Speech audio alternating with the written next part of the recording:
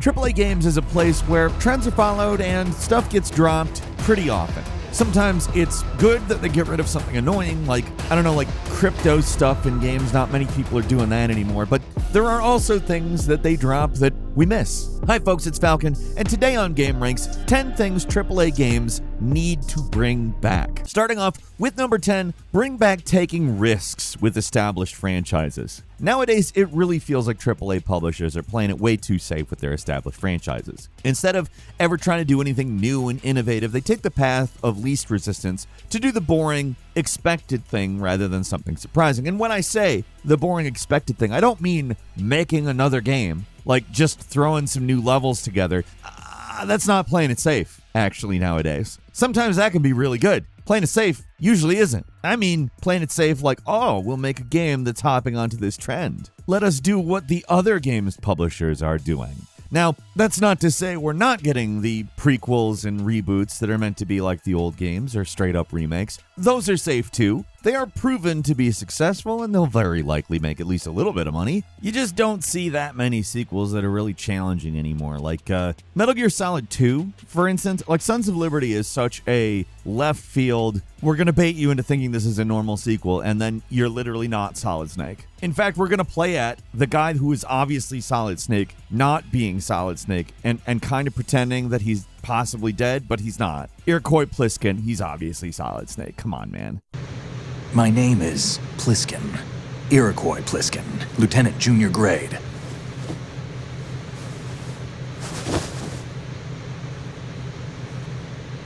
Or like, something totally out of left field like Far Cry 2. There's a reason for that, of course. Both of those games were, and in some circles still are, pretty divisive. But I'm going to argue that Metal Gear Solid 2, aside from Metal Gear Solid 1, is the one I go back to the most. That may not be normal, I don't know. And Far Cry 2, I definitely go back to more than Far Cry 1. Hell, more than most of the games that follow it. It's a better game. It's not easy on the eyes compared to how one is today, but it's better. But there's good ways and bad ways to do this sort of thing. Like, as much as Banjo Nuts and Bolts disappoints fans of that series, it's actually a pretty decent game. It's not the sequel a lot of people wanted it to be, but also they, I think, should have maybe tried to establish better expectations. I think it's a large element of negative reaction to a risk. Not only does sometimes they not set expectations for something different or say like it's a side game, or if it is a sequel, just, letting people know that it requires an open mind a little bit more than the last one or in a different way. I think one of the big problems is some of these developers actually get hostile at the idea that people won't like these changes and they start fights with the fans. Sometimes publishers do that with the developers not even saying a word.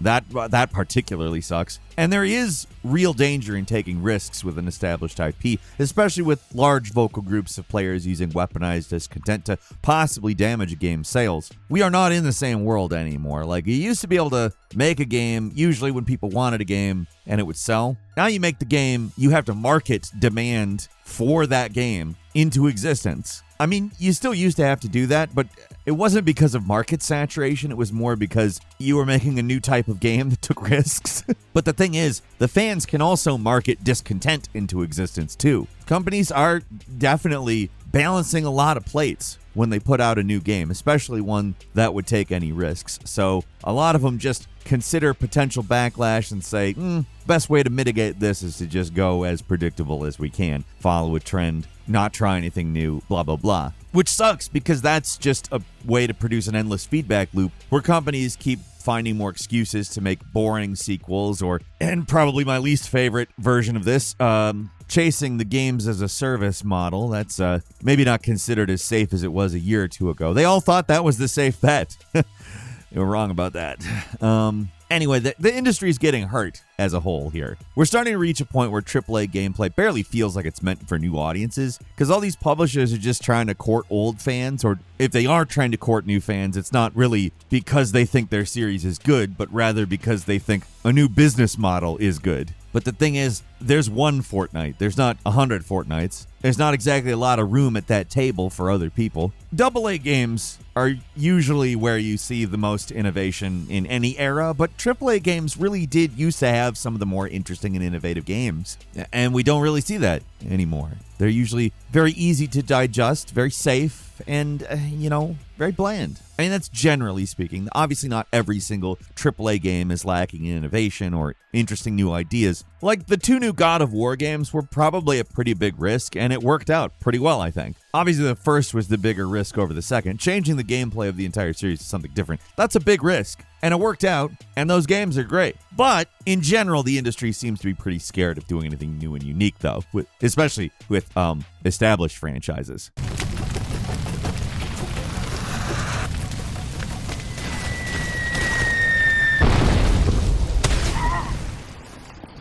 At number 9 is just bringing back creativity with new IPs. Like, look at Sony's output from PlayStation 1 compared to the PlayStation 5. It's night and day. They were publishing so many unique, oddball games, just stuff that maybe had limited financial value at the time. Some of them were bad games too, but they were interesting. They were attempts at something. Sony had a far-reaching and varied catalog of games to draw from back then, but now they kind of just have a few tentpole billion-dollar series, and that's about it. Compare Sony's 2024 release catalog to how it looked in 1996. They published 8 games for PlayStation 5 in 2024. In 96, they published or co-published over 40 games. That's not even their most active year either, and their output's still way higher than what they're doing now. Instead of doing more, all these big game makers are doing less. They're putting their eggs in one basket because they're the games that make them the most money. The rare times we do see them do something different, it's, again, because they're trying to chase a trend. I mentioned this in the first one, but, I mean, it's as applicable here. With Concord, that was a new IP. Yeah,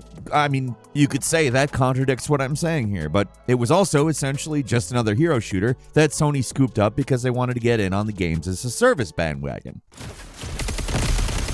I am headed east. Going to smoke screen.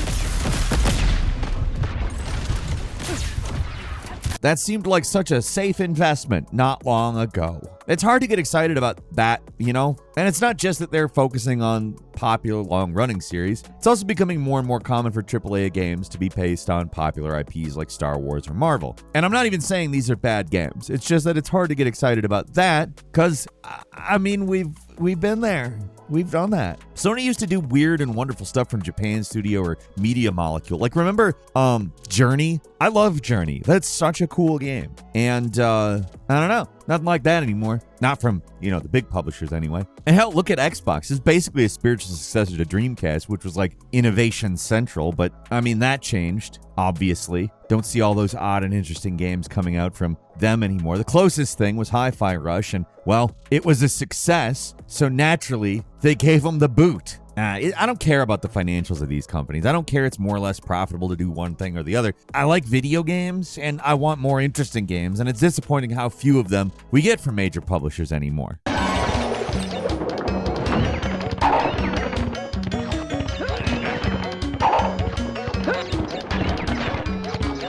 And at number 8, something that's maybe a more realistic expectation, but still something they have left by the wayside for one reason or another. So let's talk about how disappointing the state of day one release games are a lot of the time. Like, for more casual players who are just coming into gaming and think, I'm going to try this out. A lot of people are doing this. My friends, they like games. I'd like to do something with my friends, etc., etc. They buy a game on release day, and it's Cyberpunk on release day. It's a big old mess. Or like maybe the server situation's terrible and they throw up their hands and walk away from gaming forever. Now that sucks because obviously the whole point is to bring more people in. That's what, companies want, or at least allegedly want. I don't know. For the rest of us though, we're trapped. We love games. We're constantly frustrated by the state they release in. It's a constant problem in this industry across the board, from the smallest indies to the biggest AAAs. I would say you'll see it with the biggest AAAs, maybe a little more than the smallest indies.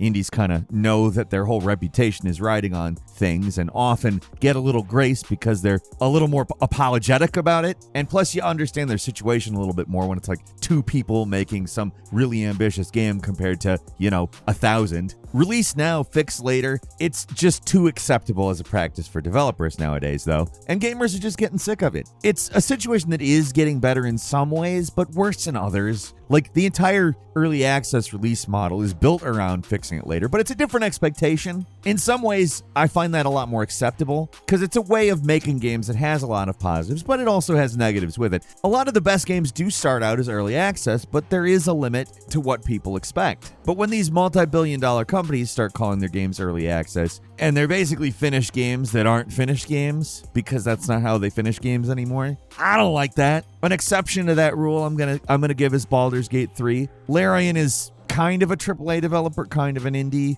I'm going to put them in AAA after Baldur's Gate 3, but they went that route, and honestly, people were fine with it. It resulted in a great game. They listened to feedback. It all worked like how that's supposed to be. That's not what I'm really talking about, though. But the flip side of that, it's even worse when a game comes out as a full release, and it is essentially an early access game. They know it's in a horrible state. They put it out for $70 with a $130 special edition with 3 days early access. Anyways, though, you're paying for the privilege of being a beta tester for everyone who's buying the game 3 months to a year later at a deep discount with all the bugs fixed. Or maybe not, I don't know. Like, at least the standard for PC ports is getting a little better. There are a lot of problems, but compared to the Xbox 360 era, PC ports are generally a lot better. I mean, that wasn't the case maybe a year or so ago, but this year has been pretty all right.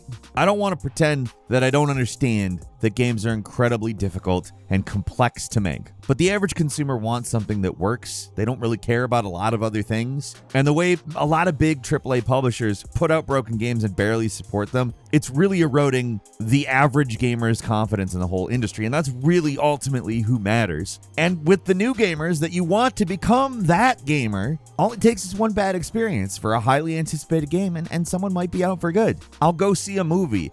At least they finish those. Note, finished doesn't mean good, but they do finish those.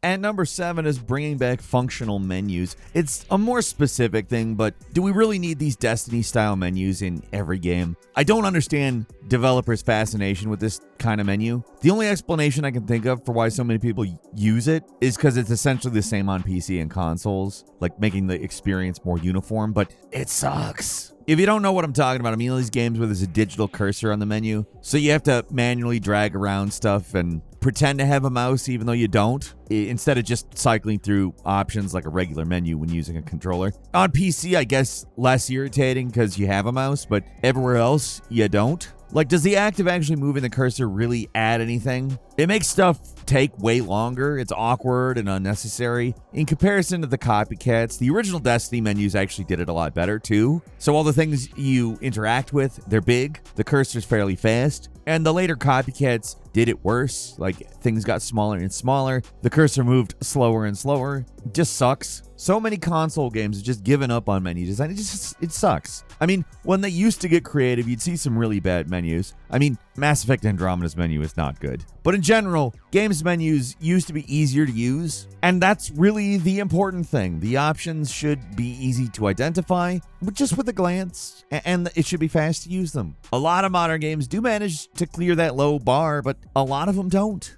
Moving on to number 6, just bring back cheat codes already. In a world of achievements and paid time savers, cheat codes are nearly extinct. The only time you ever see them anymore are from games that are intentionally doing some kind of retro throwback, or they're so ingrained in the series if you took them out, fans would riot. Imagine if Bethesda blocked access to the console in Starfield. That would have sucked. They do make it so you can't get achievements if you're using the console, but there are ways around that using mods. Still, it's yet another way that the use of cheats has degraded in modern games, and it's a tough issue to get around because trophies and achievements should be obtained legitimately. That's kind of the point of them, so you're supposed to actually challenge yourself. Still, Retro Achievements has a simple solution for this issue. They mark achievements differently depending on if somebody got them with cheats or if they did. It can be fiddly, though, so there's no silver bullet solution to this problem. I just think make it so you can't get them if you're cheating, and let us cheat. The problem is that developers and publishers have monetized cheats, and that just sucks. There's no excuse for it, just blatant greed, especially when they're basically selling you cheats in a competitive game, like literally making it so people who pay up get an instant advantage over all the poor chumps who didn't. Usually it's just a way to reach max level or whatever faster, but depending on the game, like NBA 2K, your player stats make a huge difference in a competitive game, and the people with maxed out stats are just going to have an easier time playing it. The monetization of cheats just makes games worse. It used to be cheating was something you did for fun, and often something that kids relied on to be able to play games before they felt confident enough to play them for real.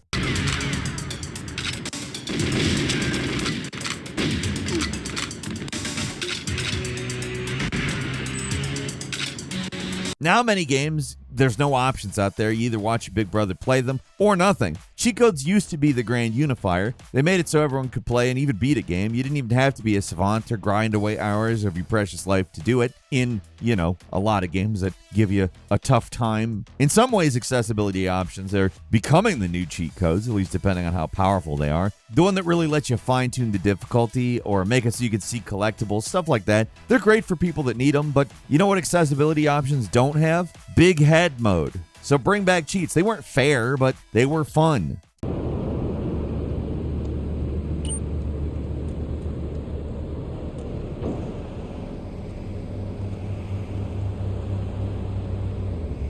And number 5, bringing back trilogies that actually come out in a single console generation. The reality of modern AAA game development is that it takes longer, and it's only getting worse. Like, it used to be game series were able to release pretty consistently. Now it feels like sequels are taking about 5 to 10 years. Sometimes worse. There's a reason gaming feels like it's for old people now. It's because you have to be old to remember some of the games. Like, it took 10 years to get a Dragon Age sequel. In that amount of time, the entire original Dragon Age saga came out. All 3 games prior to Veilguard. That's too long for a sequel. And it's not an outlier with these things. This kind of wait for games is getting much more common. For 3 full console generations, we got entire series coming out in just a few years span. All of Naughty Dog's Crash Bandicoot games were out between 96 and 99. The 3 Insomniac Spyro games came out just as rapidly. We got the entire Gears of War trilogy for Xbox 360, the entire Mass Effect trilogy from 2007 to 12, 3 Uncharted games on the PlayStation 3, the entire Resistance trilogy, the list goes on.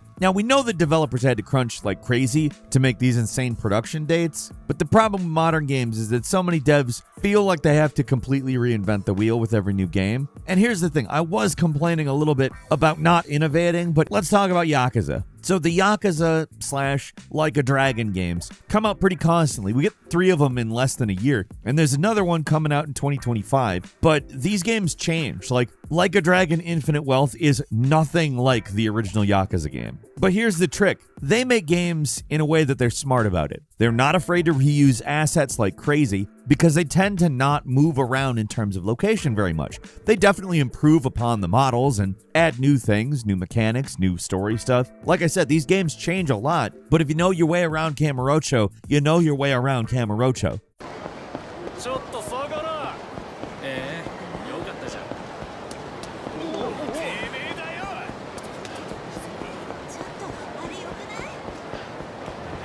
Fans don't complain, though. They embrace it. And the reason for that is these guys are consistently making great stories and great games with the understanding they all come out in a consistent world and they iterate, and there has to be a reason a game exists. More developers need to embrace this design philosophy. It used to be that expansion pack sequel was considered a dirty word, but to be frank, if you do it right, it doesn't have to be. Especially now with the way development time and budgets have completely ballooned out of control. They're able to make yearly games without needing 100 studios working on the same project at the same time, like a Ubisoft game or a Call of Duty. It's a good system for getting their games out there. Capcom isn't above this sort of things either. Their remakes clearly reuse a lot of assets from other games. Like, I think I've seen the same bolt cutting animation in every single one of them. I'm not saying every game should be like the Yakuza series, just that the industry's struggling to keep fans interested in series that take half a decade or more to come out. Oh, and another thing, they don't all have to be 100-hour games. Yakuza's a shining example of that. And yes, sometimes it makes the games feel like less of an event when a new one comes out, but I'll take that over years of absolutely nothing, and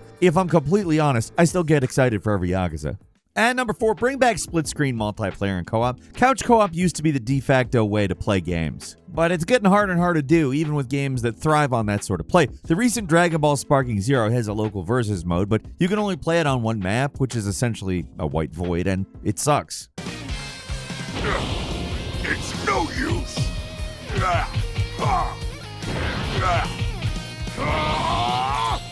That's far from the only example of a game that used to be all about playing locally, but has more recently shifted to being online only, and that's frustrating. Now, you can't just have a friend come over and screw around for fun. Every game has to be this whole ordeal to get running, and the whole end game is for there to be some sort of competitive scene which can prolong the life of the game and or series. You both have to have copies of it. You both have to set up accounts, navigate multiplayer menus, and so many games do it differently that when you try to join a lobby and someone's connection times out or the headset isn't working, something goes wrong. Or let's say it's a co-op game and you have to go through this lengthy single-player tutorial before you can play together. It's like these games don't want people playing together. And while it is a design problem, it's not just a design problem, it's also a technical problem. Even if those technical hurdles are getting a little easier to deal with, like SSDs and more powerful consoles should make it so mirroring the game world on the screen twice should be possible, but a lot of devs don't want to or can't put in the work. They see couch co-op as not an essential feature, something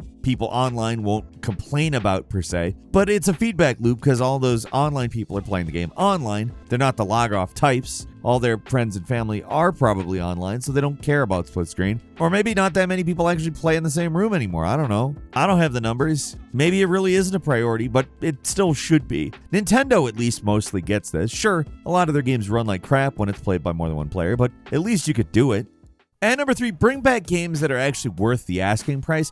This is a refrain I hear a lot. Games are too expensive. They're not worth the asking price. They should be cheaper like they used to be. It's a complicated problem because the reality isn't quite so clear-cut. Games used to be expensive and generally shorter than we get now, too. Take Chrono Trigger, for example. It took about 20 or so hours to finish back in 1995, and its suggested retail price, get this, was $79.99. And a lot of retailers charged more than that. Some of them were charging $89.99. I mean, that's an extreme example because video game prices generally stabilized when they became disc-based, but still, most games in the late 90s and early 2000s cost a flat $50 on release, which would be great to have now, but back then wasn't that cheap. Factoring in inflation, those $50 games would cost like $90 now. Not a joke either. Look it up. And I'm not trying to say that games should be more expensive because no, they should not. But the problem of price isn't as simple as saying games used to be cheaper. The problem isn't just that they're charging $70 for games now. It's that they're adding all these other expenses on top of that. Nearly every major game that comes out never just costs the retail price. They've also got a digital deluxe edition, a super special ultimate VIP edition, microtransactions, season passes, DLC bundles, currencies to buy, horse armor, dogs and cats living together, mass hysteria. I like using that joke. Anyway, it's out of control. So take all that nickel and diming and contrast it with the many ways the games industry has gone out of its way to devalue games with like constant deep discounts, Game Pass where you get a whole lot of games for a monthly fee, and free to play where they're basically trained casual gamers to not want to pay to play games, or if they do, they only do it at the steepest possible discounts. And there's no reason why they shouldn't because that's a smart thing to do. It's only the super hardcores, the people who play one game a year, that are spending tons of cash on these bloated special editions, but the end result is that the gap between these two audiences just keeps getting wider and wider. And also, not every game is worth $70 anymore. I mean, take that Suicide Squad game. It's short, it's packed with microtransactions, the open world is small, there just isn't much stuff to actually do in it. It's a live service game selling you on its possibilities rather than what it actually has. Then the game flopped and all those dreams about new content disappeared, so all you're left with is a game where you spent too much money and there's barely anything to do in it. Basically what I'm saying is stop loading up games with unnecessary extra expenses so like you can sell it for $70 and, you know, nobody feels shortchanged.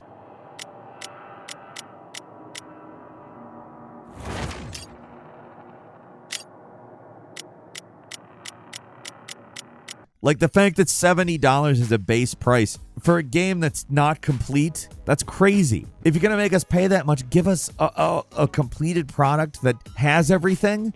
And number 2 is bring back silence. Modern AAA games talk way too much. They're like those terrible kids movies where nobody ever shuts up because they think if there's a moment of silence, kids are just going to get bored and tune out, which, I mean, in some cases is true, but maybe that's your movie's fault rather than the kids. And here's the thing, I'm not talking about kids games either, like T for teen rated or even mature rated games are played by people who hopefully have more mature or even adult attention spans. We can handle a moment of silence from time to time. We're not literal babies with no object permanence who need to be verbally reminded that someone exists. Please Fake zombies. They're everywhere. I'm sure they were nice people before, but come on. Oh, yeah. You know, otherwise we assume that they're gone forever. We can handle it. I promise. It's not just the nonstop banter either. It's the constant hand-holding. You know, like in any given PlayStation game where you find a puzzle or something, and the characters immediately start dropping hints at what you should be doing. If I go in this way, they'll destroy all the evidence. I should look for a sneaky way in. There we go. Huh. It's like my own private ventrance. Like, give me at least a second, game. Let me figure this stuff out on my own. I don't know if their games are just getting focus tested to death or what, but all these clues and reminders and pointing out things in the environment, it's not necessary. And it's infuriating once you really start to notice how nonstop it all is. If a game like High on Life, which is a comedy game where the entire shtick is stream of conscious babbling, can have an option to turn down the frequency of the talking, then your big budget AAA experience can do it too. And finally, at number 1, bring back friction. If you're one of those people who've been playing games for a real long time, this is something you're going to start to notice with every AAA game. All the rough edges have been sanded off. All the odd or fiddly bits are removed. And the game is just made as seamless as possible. All the friction in these games are gone. I don't just mean they're easy. You can have a game that's challenging but lacks friction. Games that have no friction do things like give you big objective markers and waypoints and tell you exactly where to go at every moment. There's never any penalty for failure. There's no frustrating or intentionally stressful bits like time limits or oddball gameplay mechanics. It's a double-edged sword because in a lot of the ways the games are better. A lot of things that add friction to a game aren't necessarily good, especially on their own, but a lot of the time, if you take these things out, you're left with a more bland, less engaging experience. Now, I'm not talking about like that terrible minigame in the original Dead Space that they thankfully fixed in the remake to not be horrible. You know, the asteroid shooting one?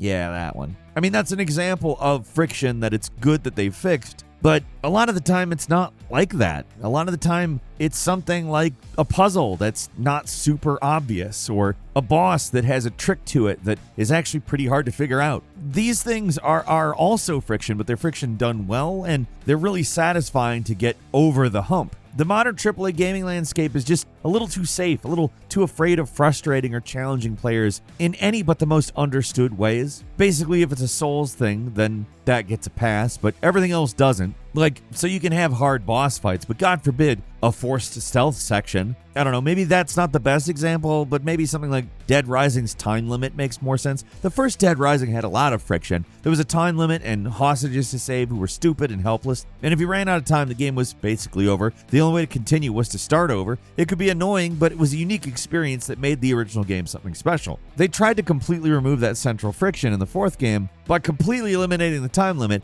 and by doing that, they removed the thing that made the game so unique and interesting. It was just another generic open-world zombie game now. It's not that friction is entirely gone for big-budget games. I mean, look at Dragon's Dogma 2. They got tons of weird, little potentially frustrating elements to it. Goblins! What rotten luck! We've need of your aid again, sir. So not every game is playing it this safe, but there's still way too many that do. What do you think, though? I'm sure you got plenty of things like this going on in your head after listening to my little list. So leave us a comment, let us know. If you like this video, click like. If you're not subscribed, now's a great time to do so. We upload brand new videos every day of the week. Best way to see them first is, of course, a subscription, so click subscribe. Don't forget to enable notifications, and as always, we thank you very much for watching this video. I'm Falcon. You can follow me on Twitter, Falcon the Hero. We'll see you next time, right here on Game Ranks.